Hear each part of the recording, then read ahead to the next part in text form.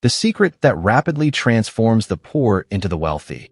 By Robert Kiyosaki. Do you genuinely believe that being poor is simply a matter of not having enough currency? What if I were to tell you that, in reality, poverty is fundamentally a mindset, a mental prison that has been built up since childhood? A person is not born poor. They are, rather, conditioned to think in a way that leads to financial hardship. I grasped this essential truth when I noticed a striking paradox. Two individuals may grow up in the exact same neighborhood, attend the same educational institutions, and dedicate themselves to hard work. Yet, a decade later, one of them is financially independent and prosperous, while the other remains shackled by debt and deep frustration. The distinguishing factor? Their frame of mind.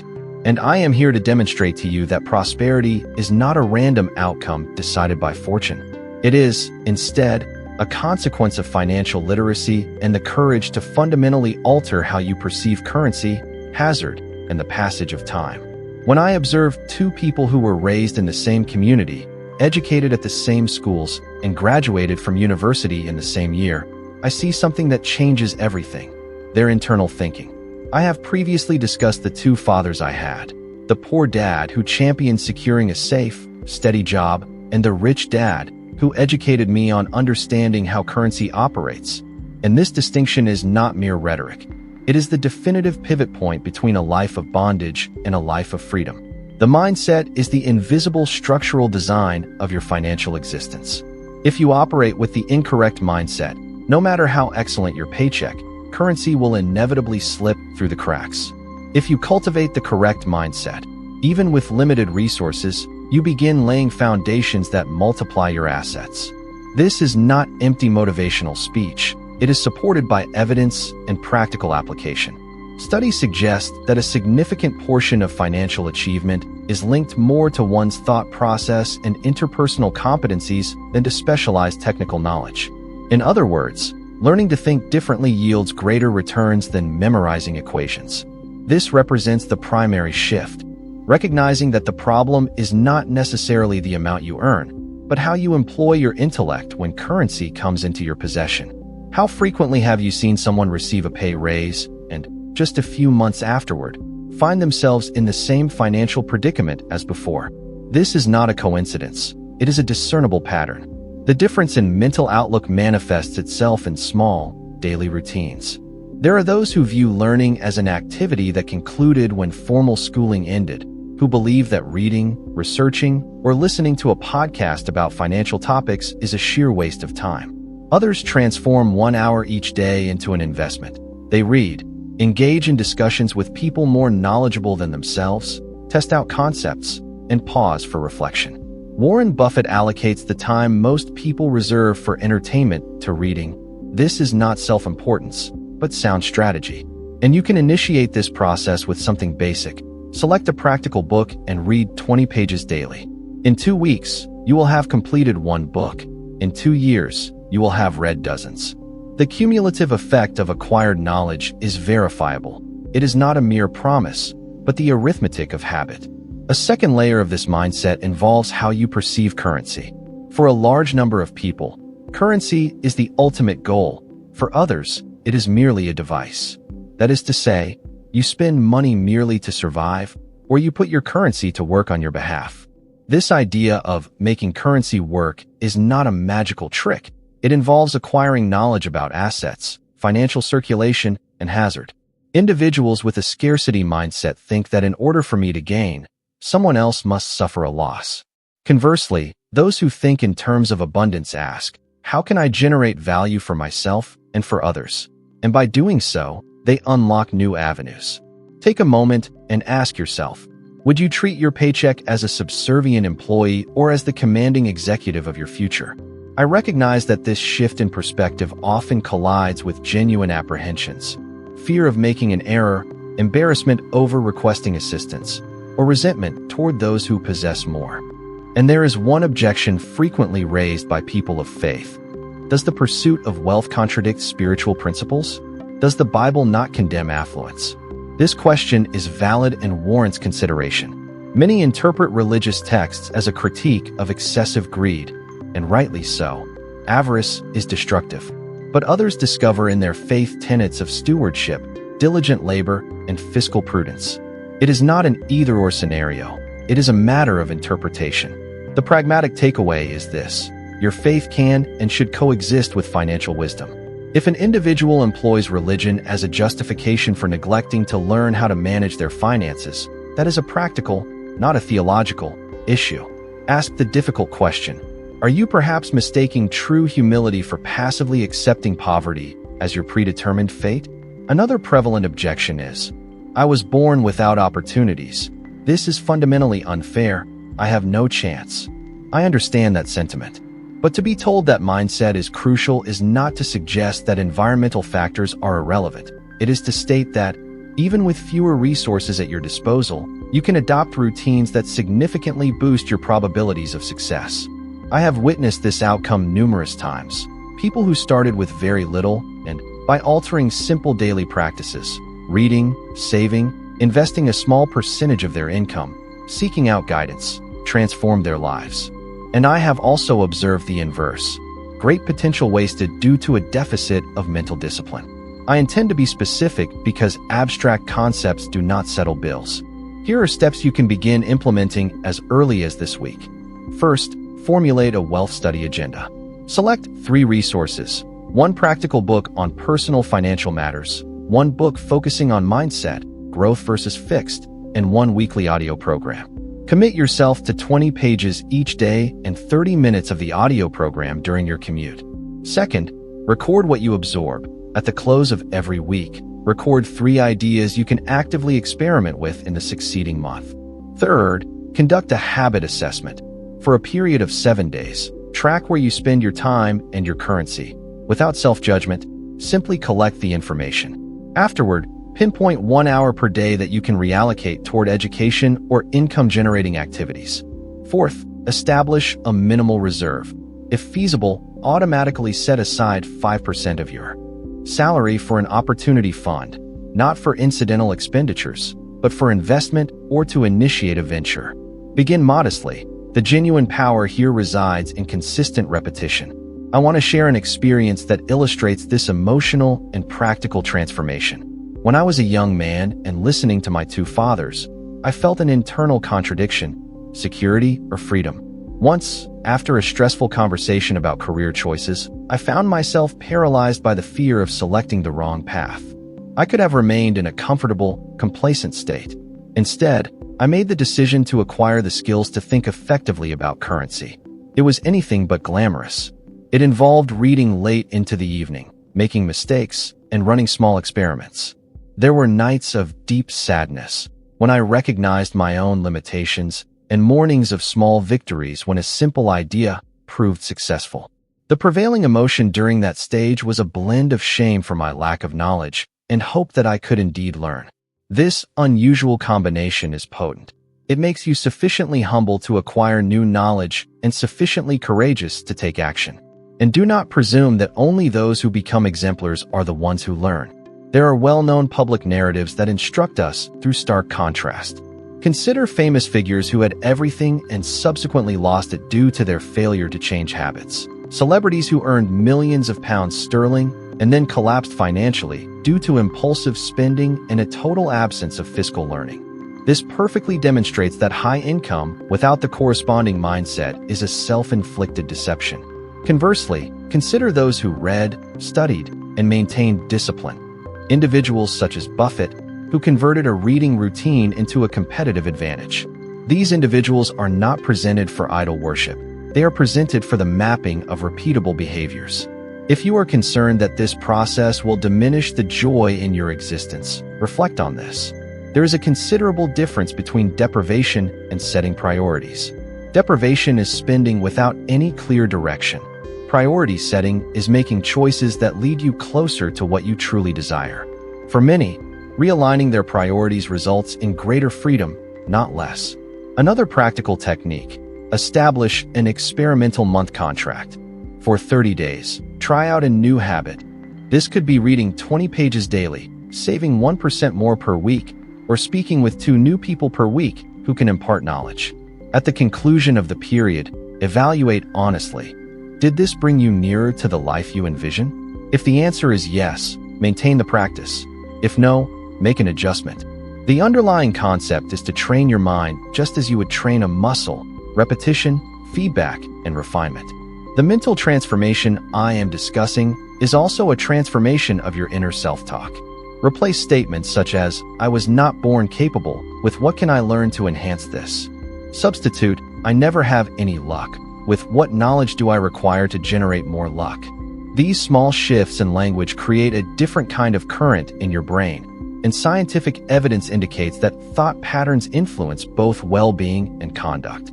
Individuals who embrace a growth mindset report increased emotional resilience and greater life satisfaction, not because they attained everything, but because their relationship with difficult situations fundamentally changed. Ultimately, the mindset that constructs affluence is pragmatic, and this practice is action-oriented. Reading, asking questions, taking prudent hazards, saving, reviewing, making connections, and taking ownership. Do not delay action until you feel entirely prepared to begin. Start now, and the feeling of readiness will follow. And if you were to ask me what emotion I hope this stage of your journey generates right now, I would say a blend of restlessness and hope. Restlessness because you will notice the discrepancies between what you are currently doing and what is possible. Hope because every small step you take will begin to bridge that distance. Embrace this feeling of restlessness. Transform it into active curiosity. And please, do not allow the idea of, "I am not worthy," or "this is not meant for me," to undermine the experience. The mindset is a fertile ground for cultivation, and the very first furrow you dig today can become the pathway to your freedom tomorrow. A concise challenge. For 30 days, read 20 pages daily on financial matters or mindset, record 3 weekly insights, and immediately implement at least one of those insights. On day 31, look back and notice what has changed, and then, once more, make the decision to continue. Change begins with a single choice and is solidified through consistent habit. I continue to believe this because I personally lived through this turning point. If I was able to accomplish it, you can too, provided you change the way you think before only attempting to change the amount you earn. Currency has always served as a mirror reflecting the human mind. I learned this early on when I realized that the core issue was never the currency itself. It was the manner in which individuals related to it. It is astonishing. Many people spend their entire lives convinced that if they simply had more currency, all their difficulties would vanish. But I have seen people earn substantially more and still remain trapped, deeply in debt, frustrated, and devoid of inner peace. This observation led me to understand an uncomfortable truth. Currency merely amplifies who you inherently are. If you are disorganized with little, you will become chaotic with a substantial amount. If you are disciplined and strategic with little, you will multiply your holdings with a substantial amount. Currency does not transform character. It acts as a revealer. I can recall a period when I, too, thought like the majority. When I received my earnings, the first actions I took were to pay bills, purchase what I desired, and only afterward consider if anything remained to set aside. Almost invariably, nothing remained. I lived in the belief that the next pay increase would solve everything. But the next increase arrived, and I remained exactly where I started. It was within this cycle that I realized, it is not how much you earn, it is how much you retain and how you make that currency actively work for your benefit. When I began my study of individuals' financial behavior, I noticed a distressing pattern. Most view currency solely as a tool for immediate survival. They use phrases like, "I must settle my obligations," "I need to make it through the month," and they spend their entire existence exchanging their time for currency, failing to grasp that time is the most valuable asset of all. Currency comes and goes, but time only moves forward. There is a particular statistic I like to bring up, not to cause panic, but to encourage awareness. According to the United States Federal Reserve, 40% of Americans would be unable to cover an unexpected expense of $400 without incurring debt. This does not signify a lack of capability. It signifies a lack of foresight. When you live without a financial reserve, you possess no genuine freedom. You live at the mercy of the next salary, the next line of credit, the next favor. And the most regrettable aspect is that many people refer to this state as ordinary life. I came to understand that currency is a device, not an ultimate destination. The person with a poor mindset views currency as something to be immediately spent. The person with a rich mindset views currency as something to be planted. Currency is a seed, and every seed requires fertile ground. That ground is your mindset. The person with a poor mindset thinks, I need to spend this because I deserve it. The person with a rich mindset thinks, I need to invest this because I aspire to growth. One lives for instant gratification, the other seeks the multiplied return. And before you think, but this is easy to say when one already has currency, allow me to share something deeply personal. There was a phase in my life when I was entirely bankrupt. I had attempted a business venture and lost absolutely everything. I was compelled to begin again from the absolute beginning. And, ironically, it was in that moment of acute scarcity that I grasped the genuine value of currency. I stopped treating it as a prize and began treating it as an employee. With every single dollar that came in, I posed the question, how can you actively work for me? That one question changed everything.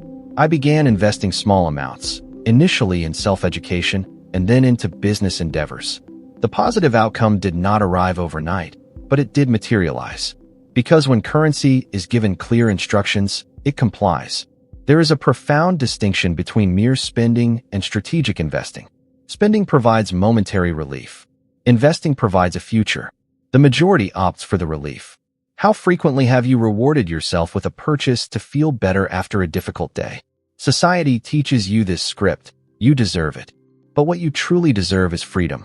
Freedom to make choices, to decline things, to leave a job that is detrimental to your well-being. And that level of freedom does not come from a salary increase. It comes from financial control and acute awareness. Have you observed that, statistically, when someone wins the lottery, they most often lose all of it within a few years?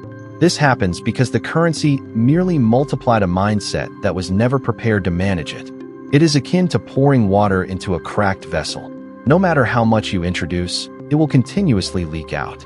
In contrast, individuals with a long-term vision thrive because they possess discipline. They learn to delay immediate reward.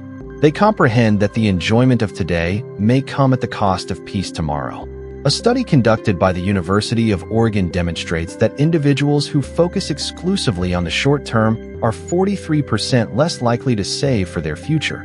This explains why so many exist in an unending loop of financial anxiety. I enjoy stating that currency is similar to a river. If you attempt to clutch it, it will invariably slip through your fingers. But if you learn how to channel it, it can generate power, movement, and prosperity. This necessitates understanding the flow. When you earn, a portion goes toward essential expenditures, a portion toward opportunities, and a portion, no matter how minimal, is directed to investment.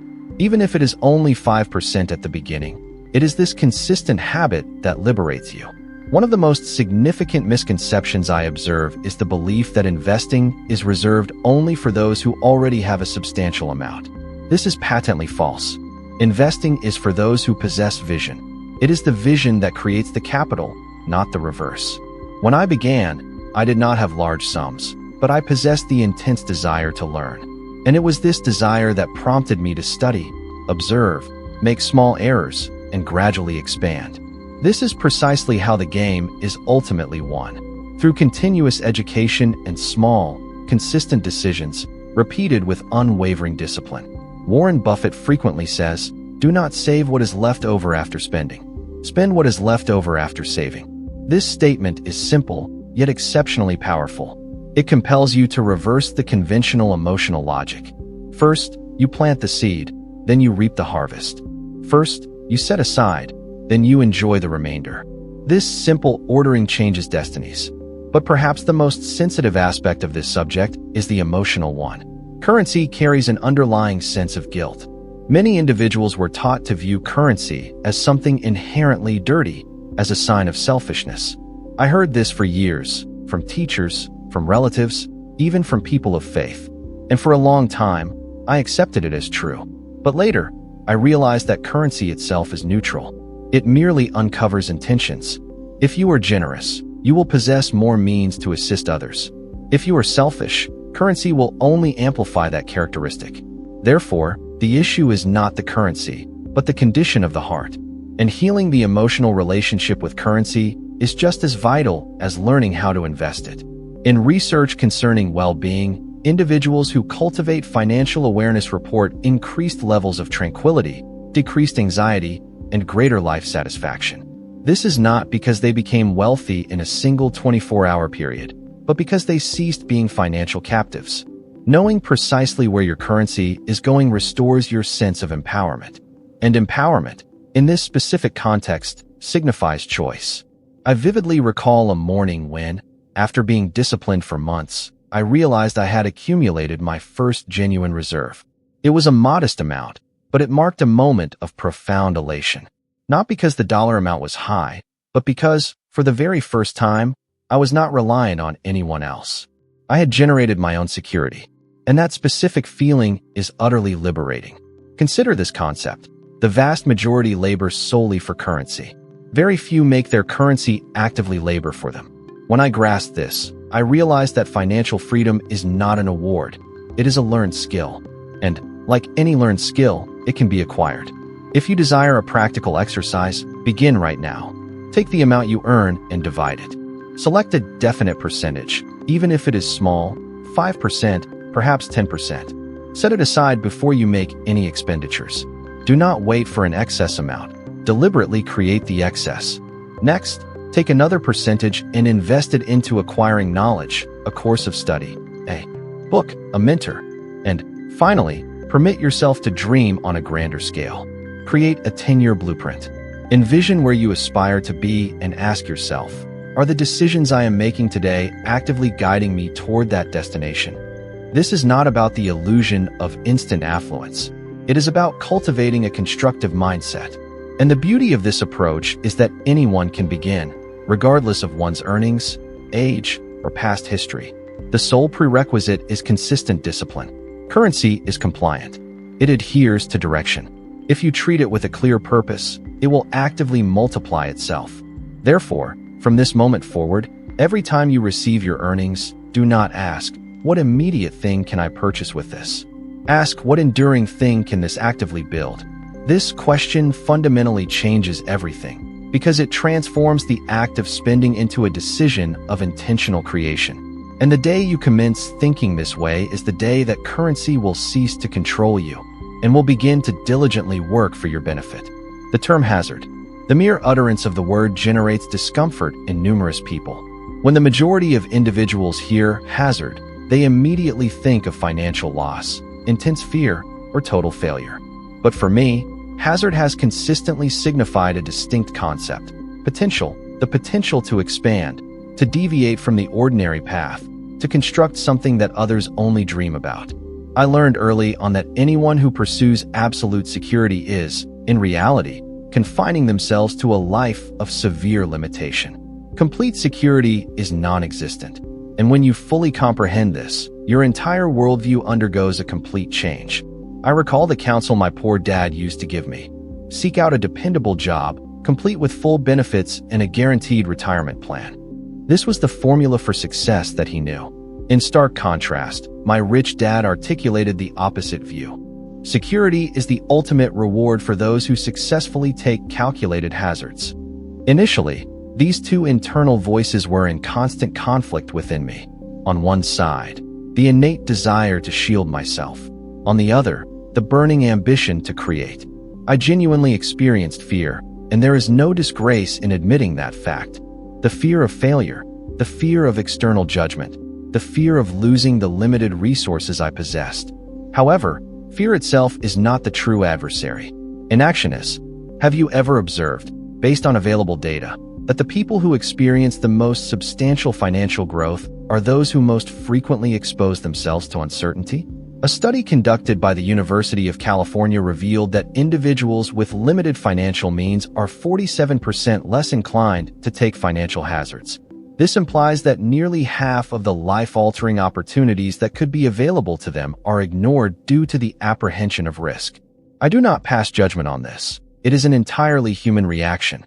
The genuine problem is when this apprehension transforms into a guiding principle for life. People often say to me, "But Robert, what if I fail completely?" And my consistent response is, "And what if you never even attempt it?" The most significant hazard of all is the decision not to take any hazard whatsoever. The world is evolving far too rapidly for those who choose to remain stagnant. The single guaranteed strategy for failure is to stay motionless while everything else around you is progressing. I lived through this firsthand. When I completed my military service, I was firmly resolved to become an entrepreneur. I utilized my entire life savings to launch my initial business venture, and it failed. It failed spectacularly. I lost absolutely everything. I remember the profound pain of staring at the emptiness and thinking, my poor dad was absolutely correct. But in that exact moment, a small internal voice asked, what would the rich dad do right now? The answer that arrived was simple: learn. So, I made the decision not to retreat. I dedicated myself to studying why I had failed. I discovered that the error was not in the core concept, but in the execution and the fear of incurring a loss. And, ironically, it was that specific failure that thoroughly prepared me for the success that would follow. I would never have been able to compose Rich Dad, Poor Dad if I had not personally experienced the bitter taste of financial ruin. Failure acts as a stern instructor, but it is the sole one who teaches the lessons that success is incapable of revealing. When I first began investing in residential property, the fear resurfaced. I could potentially lose everything once more. However, every single property I acquired, based on careful study and analysis, taught me how to distinguish between a calculated hazard and a reckless hazard. A calculated hazard is when you study the situation, fully understand the potential environment, assess the range of possible outcomes, and still decide to proceed. A reckless hazard is when you jump forward with your eyes tightly closed. The former provides invaluable lessons. The latter will destroy you. And this principle is not confined solely to financial matters. The apprehension of hazard emerges in personal relationships, career progression, matters of faith, and even in the manner in which you permit yourself to dream. How often have you refrained from taking action because you concluded that the timing was not precisely right? How many excellent concepts have died because you sought more absolute certainty? The truth is that the perfect timing never spontaneously arrives. You actively create it the moment you make the definitive choice to act. Mark Zuckerberg, one of the most successful entrepreneurs of our era, famously stated, "The biggest risk is not taking any risk." I appreciate this quote because it concisely encapsulates the mindset of those who construct something genuinely enduring. Wealthy individuals do not strive to completely avoid hazard. They strive to gain a comprehensive understanding of it. They know that behind every major opportunity, there is an inherent level of uncertainty. And that is precisely why so few people ever reach that elevated position. Allow me to share another personal anecdote. When I released my first book, Rich Dad, Poor Dad, absolutely no one believed it would find success. Publishing houses rejected the manuscript outright, and friends advised me not to waste my effort. What if I had listened to every one of them?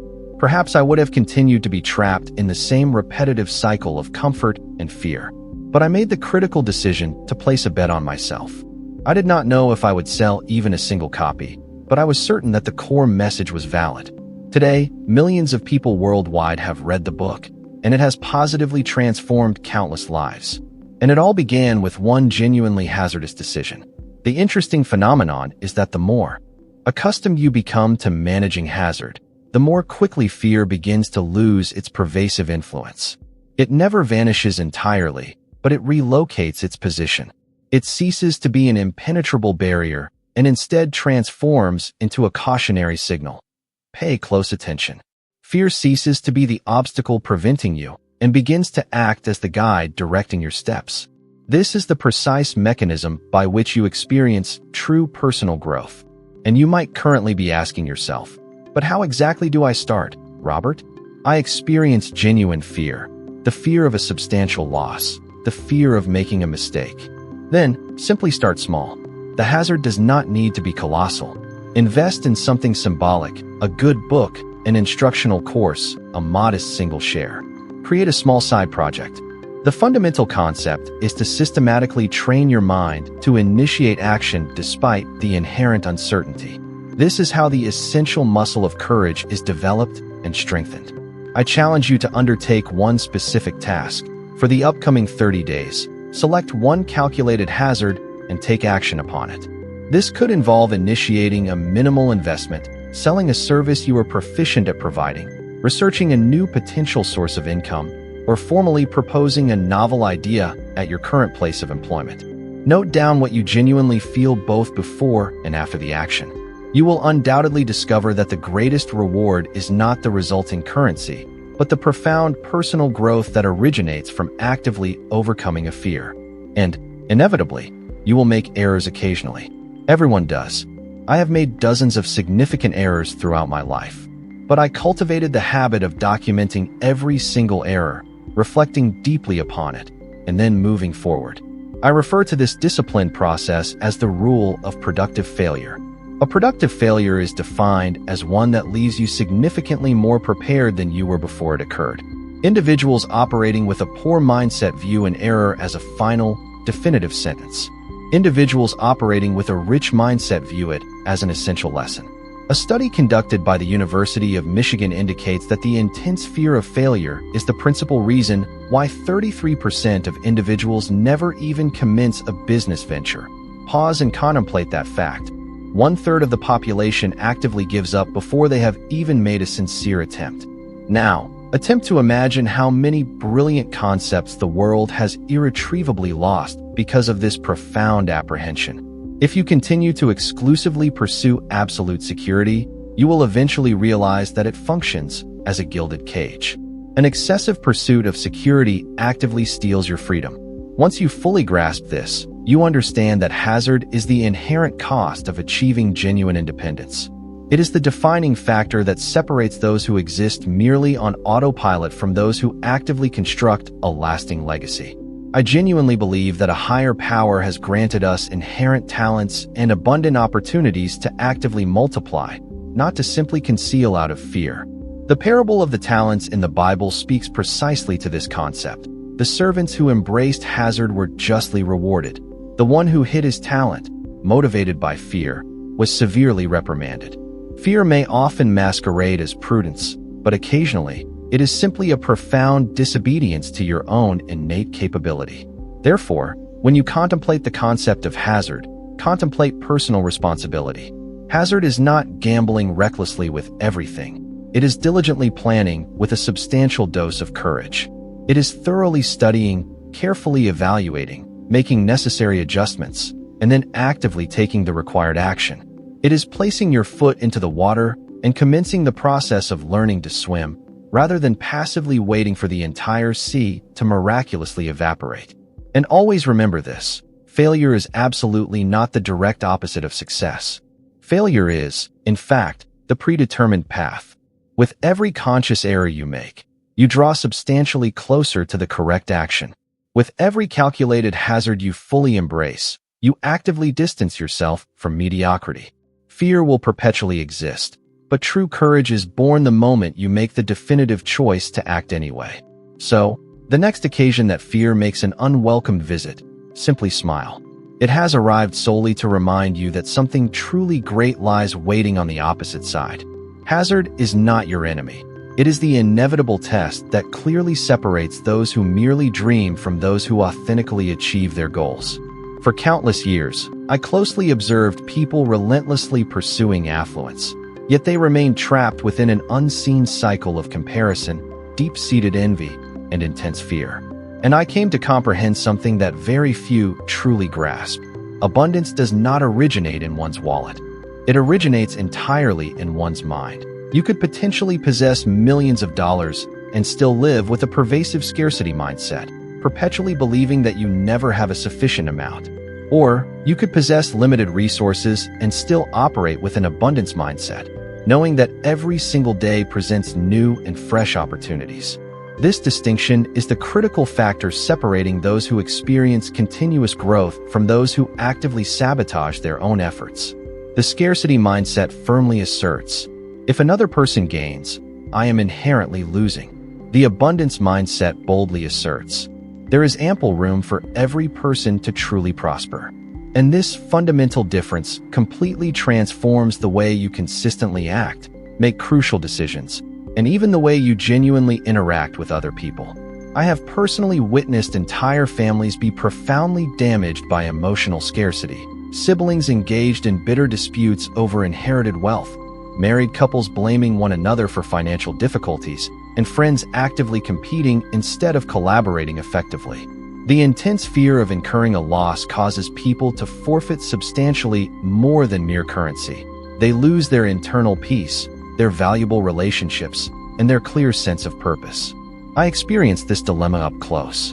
When I commenced earning a more substantial income, I observed an interesting phenomenon. While some people around me celebrated my success, others deliberately distanced themselves. I began to experience a sense of guilt for prospering, as if my professional success somehow diminished something that belonged to others. And this overwhelming sense of guilt compelled me to seriously question, should I purposefully diminish myself so that other people might feel more comfortable in my presence? The answer emerged over time and with increasing personal maturity.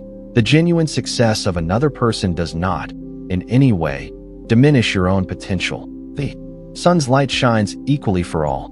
Once you fully internalize this truth, you cease active competition and begin to actively collaborate. Individuals operating with a scarcity mindset focus exclusively on what is conspicuously missing. They wake up constantly burdened by worry, carefully counting every coin and making exhaustive lists of their difficulties. In direct contrast, those who think in terms of abundance wake up actively searching for potential solutions, clearly seeing numerous possibilities, and expressing gratitude for what they currently possess.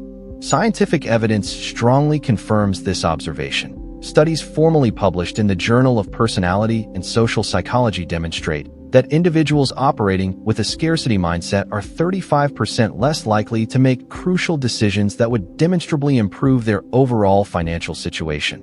This occurs because fear dramatically reduces mental clarity. The human brain, when subjected to constant intense stress, reverts to a survival-only mode, rendering it incapable of effectively planning for the future. I distinctly recall a period when I, too, felt trapped by a scarcity mentality. I focused on what I had not yet attained and frequently forgot to express gratitude for what I had already successfully acquired. This kept me running without any rest, like someone desperately attempting to fill an immense, bottomless void. One day, during a deep conversation with my rich dad, he shared a profound piece of advice that I have never forgotten. Robert, if you do not learn how to express sincere gratitude for what you currently have, you will never be truly worthy of what you desire to gain. That wisdom struck me with the force of a blow. I immediately decided to implement a change. I initiated a very simple routine. Every morning upon waking, I would write down 3 specific things for which I felt deeply grateful. Sometimes it was something very small, a meaningful conversation, a new idea, a valuable book. But that consistent exercise systematically reprogrammed my mind's operating system. Gratitude is not merely a pleasant, kind gesture. It is a meticulously formulated mental strategy. It shifts your cognitive focus from the things that are missing to the things that are undeniably possible. When you concentrate your mental energy on what you currently possess, fear dramatically loses its paralyzing power. And when the intense fear subsides, you begin to clearly perceive opportunities that have been present right in front of you all along. Abundance truly begins the moment the mind stops operating in a scarcity mode and decisively switches to an active creation mode. A very clear illustration of this principle is evident within the business landscape. Individuals with a scarcity mindset tend to jealously guard their concepts, fear competition intensely, and refuse to openly share their knowledge. Conversely, individuals with an abundance mindset actively collaborate, freely teach, and openly share their acquired experiences. And it is precisely this collaborative behavior that significantly increases their overall influence. Stephen Covey astutely wrote, "The abundance mentality flows from a deep, unwavering sense of personal worth and inner security." I discovered this principle through rigorous practice. When you possess a clear understanding of who you are and recognize your true purpose, you feel no need to aggressively fight over insignificant remnants. You actively create your very own lavish feast. I have personally witnessed this single principle completely transform individual lives. On one occasion, I met a woman named Anna, a dedicated entrepreneur, who had tragically lost everything following a complex and painful divorce. Instead of emotionally withdrawing, she made the determined decision to assist other women in the process of reorganizing their personal finances and rebuilding their professional careers. She initiated her efforts with simple online video content, teaching the foundational principles of financial management. In a relatively short period, her network and influence exponentially grew, and she once again achieved significant prosperity. The core secret? She operated exclusively with an abundance mindset. She freely shared what she knew, even when her own resources were limited. And the more she freely taught, the more profoundly she learned and the more she grew herself. Abundance is also distinctly manifested in the manner in which you react to the success of other individuals. The person with a poor mentality experiences intense envy. The person with an abundant mentality experiences profound inspiration. When I observe another person successfully prospering, I do not ask the paralyzing question, why them and not me? I instead ask the productive question, what essential lesson can I possibly learn from their successful experience?